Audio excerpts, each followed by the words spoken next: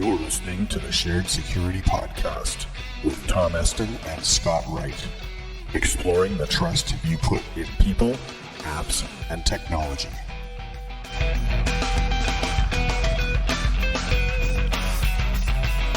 Hosted by Scott Wright, the Streetwise Security Coach, and Tom Eston, penetration tester and ethical hacker. And sponsored by Security Perspectives, your source for tailored security awareness training and assessment solutions. We bring you stories, advice, and tips to help you make better risk decisions because nobody else can make them for you. Hello and welcome to the Shared Security Podcast, episode 74 for March 25th, 2018. I'm Scott Wright, the Streetwise Security Coach, here with Tom Eston and our special guest, Rachel Tobac. So I'm going to turn things over to Tom and Rachel. How are you doing, Tom? I'm doing good. And sounds like you're doing fine up in Canada. Yeah, I'm starting to thaw out a bit. Yep. That's good. That's good. Spring is here, though, right? Spring is here, yes. And welcome to the show, Rachel. I'm so excited to be here. So Rachel, she's the CEO and co-founder of SocialProof Security, where she helps people and companies keep their data safe by training them on social engineering risks. Rachel also placed second place 2 years in a row at the DEF CON Hacking Conference's Social Engineering Capture the Flag contest. In her remaining spare time, Rachel works as the chair of the board for the nonprofit Women in Security and Privacy, where she empowers women to lead the converging fields. After she gets to Inbox Zero, she watches David Lynch movies with her husband named Evan and pup named Snugs. Welcome to the show, Rachel. Thank you so much for having me. You guys are the first people to really read out the fact that I watch David Lynch movies from my bio. Yes, and in fact, I'm curious to know what your favorite David Lynch movie is and why. Yes, well, I feel like this one probably would not be hotly contested. I would say Mulholland Drive. And I also really like Fire Walk With Me, which most people hate, but I'm such a big Twin Peaks fan that I still really like it. And I think it helps bring the story all together. I just like it. I don't know. Yeah. So he's kind of got like just an interesting, I don't know, the way that he makes his movies are always, I wouldn't say controversial, but just a very unique type of style to his movies, would you say? Yeah. I would definitely say he has unique style. It's probably the zaniest, weirdest thing I've ever seen in my life. I would say the worst David Lynch movie, that one's pretty easy to pin down. That would be Dune. Oh, have you guys seen that? Yeah, back in that was like the 1980s that came out, right? Yeah, it's horrible. Yeah, that's It's a bad unwatchable. one. Yeah. Yeah. How about you, Scott? Any David Lynch movies come to mind? We don't get David Lynch up here. You know, it's in Canada. I do recognize. I do remember Twin Peaks, but no, I'm not a big cinema. I mean, not a big cinema critique or fan. I mean, I like silly stuff with happy endings and stuff like that. So you know, I'm pretty boring that way. Yeah, if you like silly stuff with happy endings, that's like the antithesis of David Lynch. Yeah. He is like scary stuff with the most depressing endings in the world. Yes, absolutely. Yeah, it reminds me of, I wouldn't say my favorite, but what comes to mind is Blue Velvet, but mainly for Dennis Hopper, because I think that was like his craziest role. So. Yes, it's just, such a good movie. Love that one. I was going to say Blue Velvet, but that's what everybody says, so I had to say Mulholland Drive. I watched that after my junior prom in high school. Oh, seriously? So that gives you an idea of how weird of a kid I was. Wow, okay. All right. So one of the things I wanted to talk to you about was you were involved in the DEF CON Social Engineering CTF at the DEF CON Hacking Conference, and you placed second place 2 years in a row. Could you give our listeners just an overview of what that contest is and maybe just a little bit about DEF CON and the conference? Yeah, of course. So DEF CON is the largest, I believe it's the largest hacker conference in the world. Yeah. There's about, I think it's about 20,000 people who attend every year, and it grows every single year. It's in Vegas. It happens in Vegas every year. And it's every single type of person goes. So that you have your hackers, you have your black hats, your white hats, people who work for the government who try to remain nameless while they're there. But pretty much all types of hackers or infosec or privacy professionals converge on Vegas sometime in July or August. And there's a bunch of different types of events that you can do. There's little lockpick villages. There's recon village. They call them villages. They're basically just different types of activities that you can do while you're there. And one village that I'm a big part of is called the Social Engineering Village. And the DEF CON Social Engineering Capture the Flag is basically a competition where they put you inside of a glass booth in front of an audience of 400 to 500 people. And all of those people watch you call a target company over the phone, and they broadcast that phone call out into the audience, and you're trying to get specific pieces of information from that company. They're called flags. So different flags are worth different point values, with the most sensitive information being the highest point value. And then the most malicious thing you could do on that call is have them go to a fake URL to demonstrate getting access to their network, and that's 26 points. Oh, wow. So people don't actually get exploited, so to speak, when you're doing the contest, right? There's obviously some rules and rules of engagement around what you can and can't do. Yes, there are many things that are out of scope during this. Everything's pretty much a simulation. So you're doing the call, you're getting pieces of information. So that's not a simulation because you're getting things like what types of software do they use, what versions of that software, so on and so forth. But when you actually get them to go to a link over the phone, it's just the social-engineer.org website. So you're demonstrating that you would gain access or get a presence on the network, but you're not actually getting a presence on the network. Right. Got it. Yeah, we had Mr. Chris Hadnagy on the show last year. He was awesome guest. So he is amazing. He's one of the most important people in my life. Yeah. It's like my number one mentor. Yes. He is. He's a good guy. That's awesome. So what's it like, I guess, sitting in that glass booth in front of all those people? And you obviously had a time limit, right? That you had to complete the contest? Yeah, the first year I think it was 25 minutes, and last year it was 20 minutes. Oh, wow. And what is it like inside of the booth? Absolutely nauseating. I don't eat the entire day because I just know it's just a bad idea. It's terrifying. There's not another word to really describe it other than nauseating. You're in a booth, you can't hear the audience very well, so when they're cheering, you just kind of hear like a faint whooshing sound in your ear. When you do get people to go to the fake malicious URLs, you can hear them like screaming, and then you can hear Chris Hadnagy shushing them, but that's about it. Yeah, it's terrifying, but it's also the most fun thing you've ever done. So if you are a risk taker and you enjoy being scared out of your mind, if you like watching David Lynch movies, you're probably going to like going in the glass booth in front of 500 people. Very cool. So I read a story about your husband actually talked you into applying for the DEF CON CTF. So how did that all go down? Yeah, he did. So it's three or so years ago.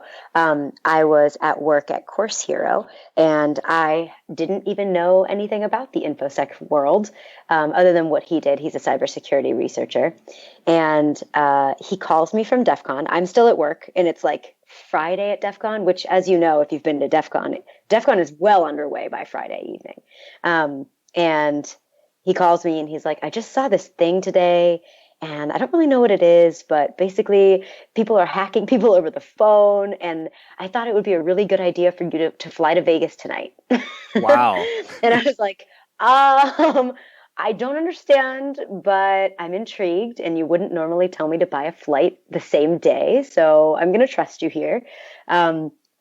What in the world is this contest? And he's like, you know how you always call Comcast or Verizon and you get them to lower our bills every month? I was like, sure. He's like, it's kind of like that, except for you're hacking the company and it's not really for personal gain. It's just to demonstrate. okay, let's do it. So I fly out and I get to see one call the next day on Saturday because I got there so late. I mean, DEF CON was almost done at that point. I saw one call and it was a not so successful call. It was just them hitting a lot of voicemails after voicemails. And they finally got one person on the phone and got a few flags. And I was like, oh my gosh, if I can get somebody on the phone, this is so me. I have to do it. So I applied and I ended up getting selected. Chris Nagy took a huge chance on me. Nice. That's great. That's awesome. How many people actually sort of apply to or sign up to do that? I think it's like 300 to 400 a year. But I think Chris Nagy was saying that this year we had 400 in the first day or something crazy. He's going to have to fact check me on that. But he was tweeting out about how they were filling up like crazy for SC Village in the first day that the CFP opened or something. So you can't sign up ahead of time. You just do it at the show. No, you do sign up ahead of time. So out of the 400 or 500 or so people that apply, they whittle it down to 14 people. And then you find out that you're selected. Then 2 weeks or so before DEF CON, they give you your target company. So you have 2 weeks to do all of your OSINT, your open source intelligence gathering. And you create a full report on what you find based on who you're going to call, how you picked your targets, where you found that information publicly available, and what types of scripts you're going to use, your pretexts and all of that. And you basically have to give that all to them before you get to the booth. And then when you're in the booth, you actually execute on that phone call to see if you can get it through vishing, get the content through vishing. Yeah.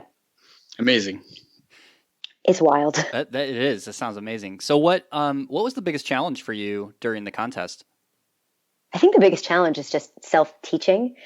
I think many people in the InfoSec community have that experience where they've done a lot of self-teaching and it takes a long time, you know? So when I'm preparing for the DEF CON CTF, or SECTF. I'm not technical, so I could not do that, the CTF. But when I'm preparing it, I mean, it takes about 100 hours to find all the information, compile the report, pick my targets, prepare what I'm going to say, and like practice it in front of a mirror for days. Yeah. So did you work at all with Chris Kirsch? She's the first place winner. I actually work with him at Veracode. I love that you work with Chris Kirsch. No, I didn't even know who he was.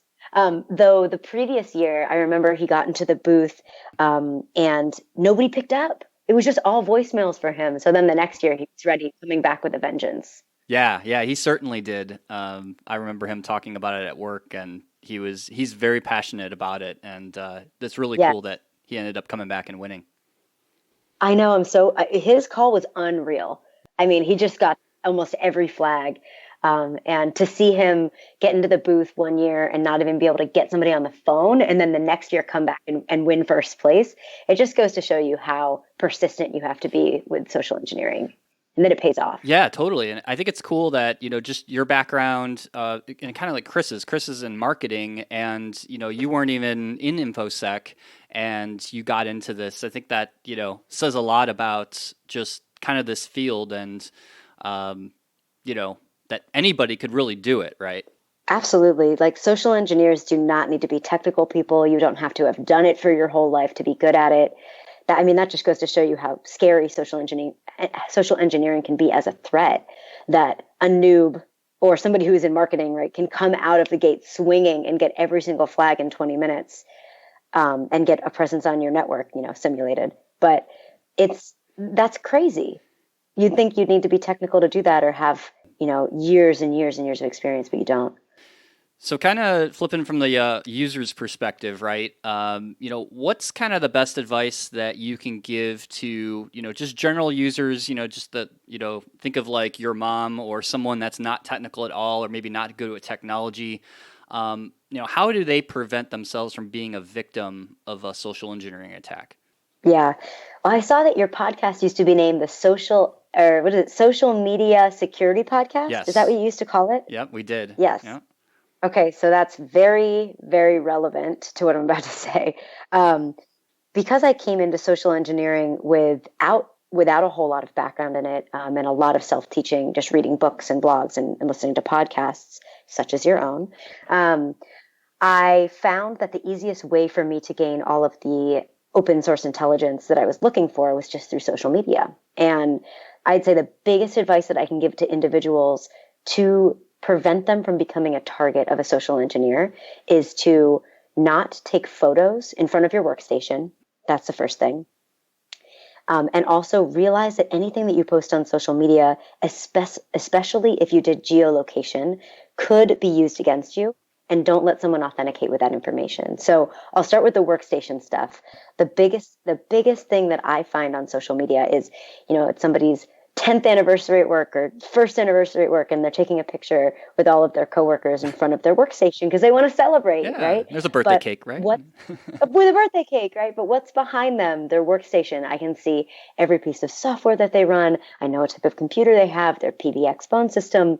I see everything I need to know to pretend like I'm a vendor and give them a call, right? So I'm like, oh, I'm calling, this is such and such with Slack. We see that your Slack is down on your network. I just want to make sure that I have all the information about your computer to get it up and running again.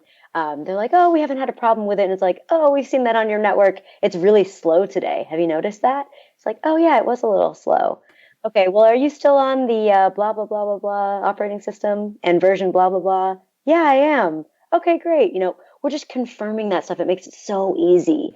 And then you give us so much more information because we seem trustworthy, because we know stuff about you that you use, a Dell Latitude, right? How would I know that? It's just because I see it on your Instagram, and you've geolocation tagged it to such and such workplace. And now I can cross-reference that with every other person's computer that tags in front of their workstation.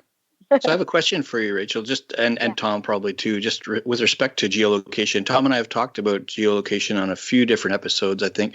It seemed to me that sort of most of the images were getting stripped of that information on Twitter and things like that. But does Instagram or do other platforms now leave it by default? Well, I'm not even talking about the geolocation information in your photos. I'm talking about people manually geolocating their photos. They tag them because they want. I see. Yeah, so that's not even hidden, right? It's right up there, right on your Instagram. It'll say, "Oh, I want to tag this because I work at Google and I want everyone to see how awesome it is." And and like sometimes that's great, if you're trying to highlight some awesome waterfall that you went to two weekends ago or something, but.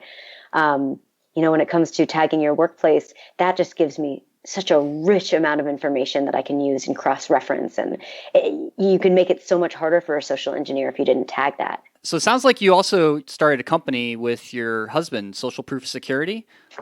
Yes, that's right. You want to talk a little bit about the business and how that's going? I would love to.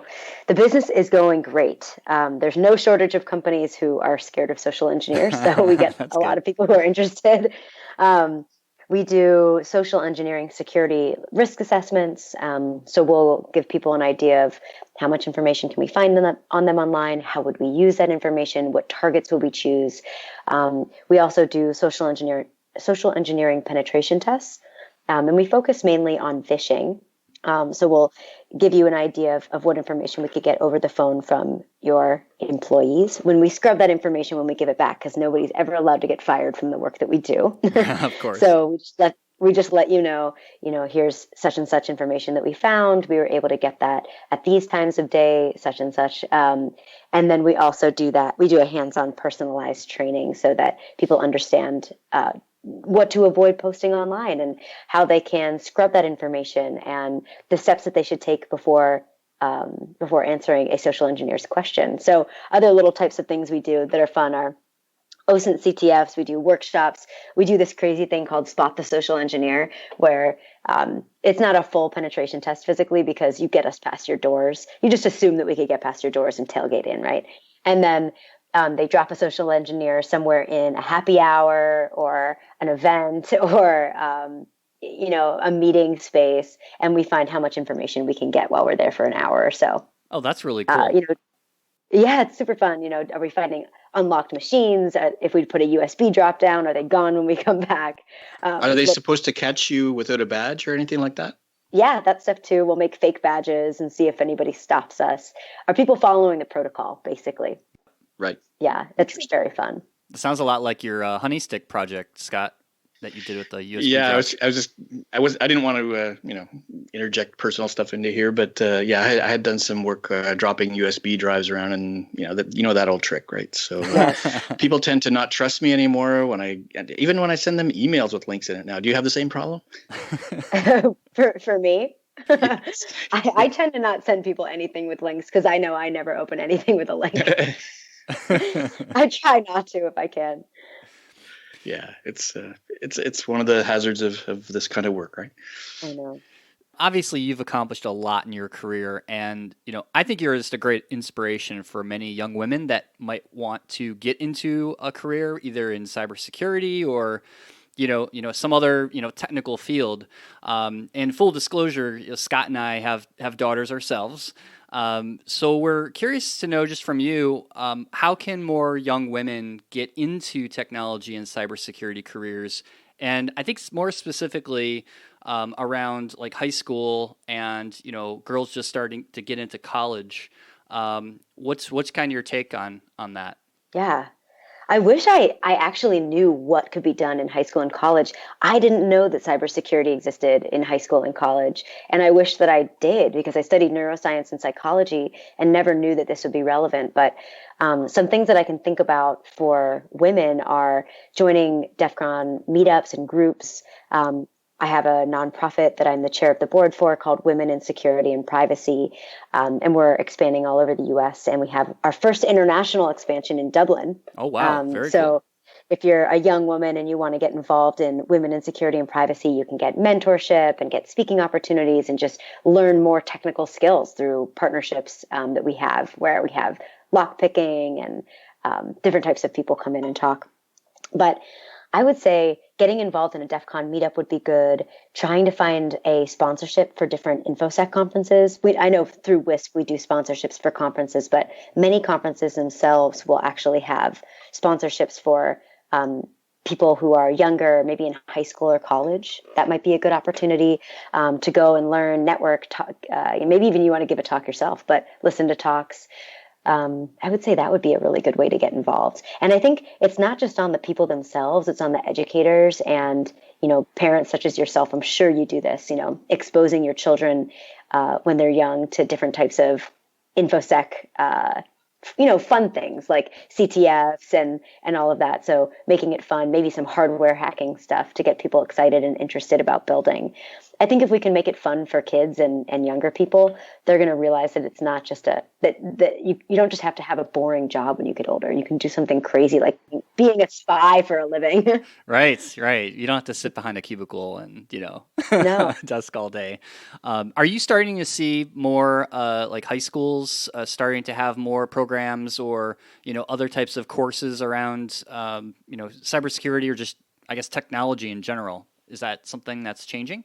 I'm in Silicon Valley, so I would say I probably have a pretty biased viewpoint. But in Silicon Valley, we are seeing a lot more coding classes in high schools, and people are starting to want SocialProof to come in and give talks on social engineering at the high school level. So I think it's starting to become something where people aren't just thinking about like, I don't know, remember those intro coding classes? There are only like one or two available in every high school. It's not like that anymore. They're starting to expand and become more diverse, which I think is awesome. But again, I'm in Silicon Valley, so I can't speak to the Midwest or Canada. Yeah.